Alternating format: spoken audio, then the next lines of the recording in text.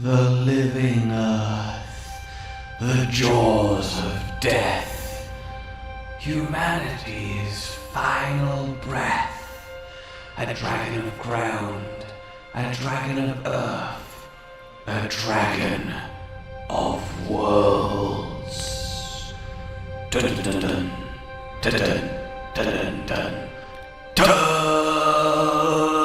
Okay, I'll start the video now. Hello, my fellow hunters, and today we talk a monster that you really don't want to hunt.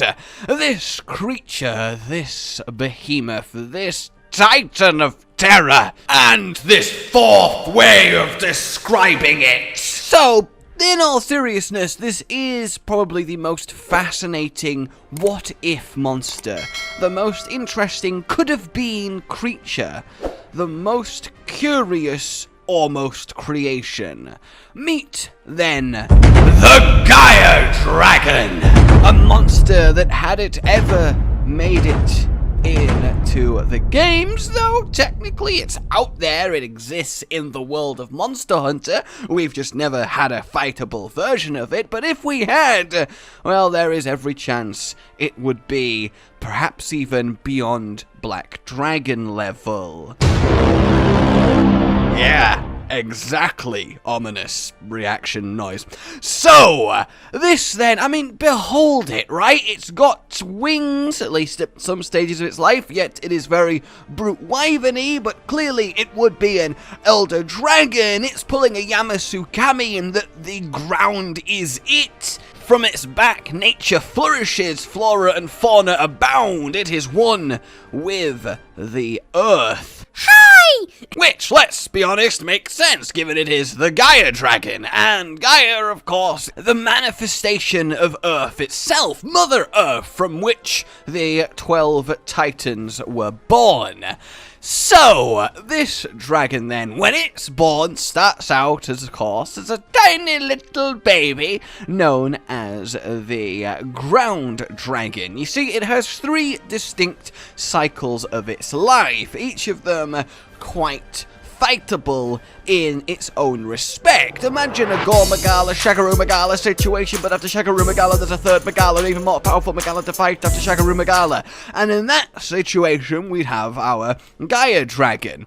Now, why did I say it like that? We'll never know the answer. So step 1, juvenile, the ground dragon. Then it goes to its more adolescent form in Earth Dragon. And then finally, the adult, the one, the big one, the Gaia Dragon. So it's given this name because of how unusual it is, how unusually it interacts with the environment, its makeup. So when it's young, its ground dragony form, it has a huge pair of wings. It is very flyy, to use the, of course, scientific term, and the reason it is flyy is because it has to choose an environment, and it can choose quite literally any environment. See, this beastie is perhaps the most adaptable of them all. It simply goes, forest, maybe, Arctic, volcano over there, deserts, they all look appealing.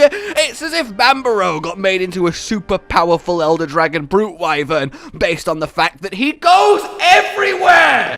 It's been borrow time. And once this baby Gaia Dragon chooses the ecosystem in which it will plant itself, it, well, plants itself. It lands, it stakes a claim, and it starts to grow. And this thing can eat anything. It can eat plants, it can eat animals, but beyond that, it can eat poison, lava, rock. It just lands and goes, cool, I'ma eat everything around, this place is mine, I like it. So it really is not picky, and again, super adaptable, and once it has chosen its environment, once it has landed, that is it. That is where it remains. Permanently. Until the day comes that it, well, dies per se, but not technically. Well, you'll see. So as it grows up, its baby wings start to wither and petrify, slowly turn to stone as they become, well, essentially 2 giant sticky out spikes, huge pair of thorns erupting from its back that are incredibly dense, well, stone-like. And this is really the reason that Zora Magdaros is greeting us for, you know, the eyeball part of this video, because obviously we only have concept art for this guy, is because Zora Magdaros' general shape is very uncannily similar to the Gaia Dragon. And Zora Magdaros is a living mountain, he is living Earth, and I can't help but feel like the inspiration for him, at least partially, came from this as of yet unused concept art from way back at the start of Monster Hunter full stop. Look at Zora without his shell, you see those tendrils? What is that? That's Zora Magdaros. Oh, really? Oh my god. Honestly, dude, it's really kind of... I've never seen this before, because I've never just stood and watched him. But the shell isn't attached to him, like, turtle-wise, right? It's just... What is that? What even is that? What? It's like where his wings would be. It's so low. It's like stretching, and it's really... Look, man, I'm out of potions. Can you fucking get here? I'm learning about life, motherfucker. They are, well, just eerily similar to these spikes that form on the Gaia Dragon. And of course, Zora Magdaros is kinda brute wiveny. His shape is definitely unique, but you could totally see it, especially with those longer arms that he's got going on, like the Gaia Dragon does. But in either respect, it is really quite a nice little comparison. So, it's chosen its environment, and it will adapt to that environment and become more and more like it. Its back, normally, you know, if it chooses forest, covered in greenery. If it chooses a lava area, it'll get covered in lava and obsidian rock, and it just blends in real good. Both, you know, outwardly and inwardly with its diet. So... after that, then, you get to the part where it becomes a huge threat. Now that it's the adult, the Gaia Dragon, it is obscenely powerful. And honestly, the best way I can describe this thing is this boss from Final Fantasy XII.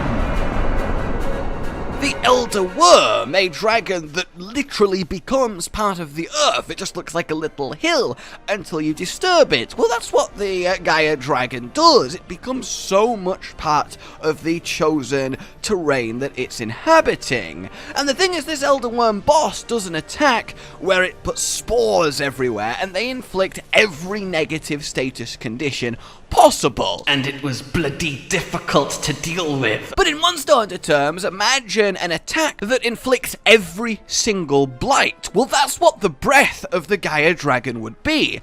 It can breathe an incredible array of substances, most of which incredibly dangerous, toxic, and, you know, you get what I'm saying here, a noxious concoction melting pot of breath destruction that makes this thing, well, known as the Jaws of Death. Meeting one of these guys is essentially akin to an immediate death. There is a warning to not fight them. Even experienced hunters fall before them on the regular. You really don't want to go near. The guild is like, no, it's not worth it. And the thing is, it's not needed. Because as utterly dangerous as they are, as apex as they are, they do live quite calm lives. They do just like to chill in their environment, mostly looking like they're just part of it as they slowly grow older and older and older. And as they do, more of their body starts to petrify. Their skin itself starts to turn to stone. They become more and more rigid, harder and harder to damage, of course, but also less mobile. And this just keeps on happening. In fact, it gets to the point where if you do fight one, blows against it will cleave bits of this petrified skin off of it, and then they will fall to the ground as boulders crushing assailants. That just kind of works itself there. and they are very much experts of using whichever environment they've chosen to combat the, well, would-be aggressors. And for all of the danger surrounding it, it is obscenely rare, chiefly because it's likely that you've walked past one and not even noticed. Because again, as they get older and older and older, they just become part of the environment. Once they fully petrify, they fully acclimate, and they just grow into the land of themselves, and thus the Gaia Dragon comes to an end. So this thing, I think, is just fascinating. Imagine having a monster that would essentially be the first Brute Wyvern Elder Dragon, which is a whole topic I talked about a while back when we were looking at other concept art, and you could literally have a hunt for him in every single map that is in the Monster Hunter game that he's in, and in every single one of those maps, he is distinctly different. The same technical monster, but vastly altered because of the environment. The attack changed, kind of like taking Devil Joe's boulder toss or Bambaro's pick out rock from the ground that alters depending on where it's done, so a fiery rock in the recess or a effluvium rock in the Vale, but taking that kind of zone-based alteration of moveset to the extreme, affecting the whole monster from visuals to how it attacks to, well, everything to do with it from its very core. That would be utterly fascinating. You could have a monster that has an armor set from each zone depending on where you choose to hunt it. And the set bonus could reflect that, or it could be different depending, but it would be a fascinating way to make one monster essentially count as 5 when it comes to diversifying an endgame. Because you can definitely make them, vastly more different than just subspecies, and they count as other monsters. So imagine having this guy, the Jaws of Death, and you have hunters walking around in forest Gaia Dragon armor, hunters walking around in lava Gaia Dragon armor, and you could mix and match them, and you could use all sorts of his tricks and concoctions to build into the set, from all of his blight application to his camouflage to the rocky petrifying. Maybe wearing his armor from somewhere more rocky like the desert actually physically slows your hunter speed but gives you a sort of mini or weaker permanent rocksteady effect. Just something fun like that to really play with. You could also, of course, add all 3 stages of its life cycle, the juvenile, adolescent, adult, ground, earth, and Gaia Dragon, as separate monsters. Give each of them their own different armor set, make a story of a game surrounding that, like with Gormagala to Shagaru Magala being the story of 4. You could have this happen with the Gaia Dragon as you slowly fight more powerful forms of it. That would be so very cool. There is so much potential here for something wonderful, where you're fighting something not just in a zone, but it kind of is the zone itself too. It's that perfectly adapted. Oh, I just love this concept so much, and I really hope that one day it starts to become a bit more of a reality. They're out there, they exist in the lore of Monster Hunter, so hopefully they exist one day in the form of a Monster Hunter game. Alright guys, let me know what you think of this guy. Like if you've enjoyed this, subscribe for more, and I will see you soon. Oh, goodbye.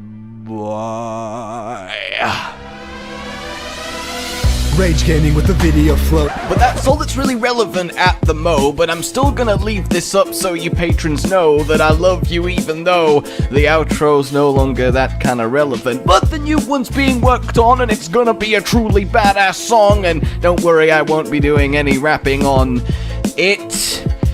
I'm gonna go now. This was shit.